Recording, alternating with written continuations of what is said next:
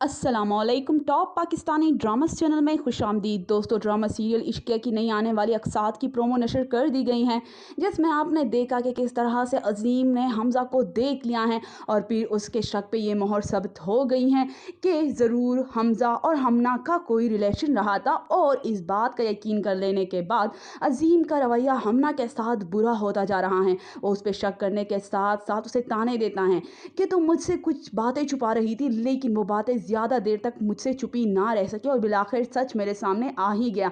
अब हमना के पास और कोई चारा नहीं है कि अज़ीम को सारी सच्चाई बता दे कि किस तरह से हाँ, उसने हमज़ा से मोहब्बत की थी, लेकिन उसकी इतनी बड़ी सज़ा उसे क्यों मिल रही है। अज़ीम ने तो पहले से ही उससे कह रखा था कि हमना, तुम कुछ भी करना लेकिन मेरी इज़्ज़त की लाज रखना। और आज हमना ने वही इज़्ज़त पे तले रोन दी हैं। बस अज़ीम को ये बात नज़र आ रही है।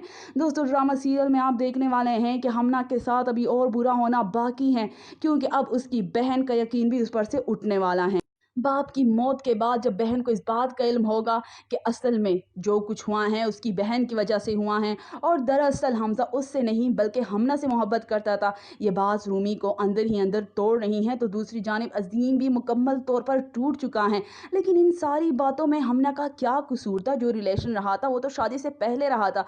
शादी के बाद तो हमना ने हमज़ा के बारे में सोचा भी नहीं। वो तो हमज़ा ही था जो उसके पीछे पड़ गया था। लेकिन अब इन सारी बातों की सज़ा सिर्फ हमना को मिलेगी। दोस्तों, आप क्या कहते हैं कि इसके बाद रूमी का क्या रिएक्शन होगा? कमेंट में अपनी कीमती राय ज़रूर दीजिएगा, लाइक करके ज़रूर बताइएगा। शुक्रिया।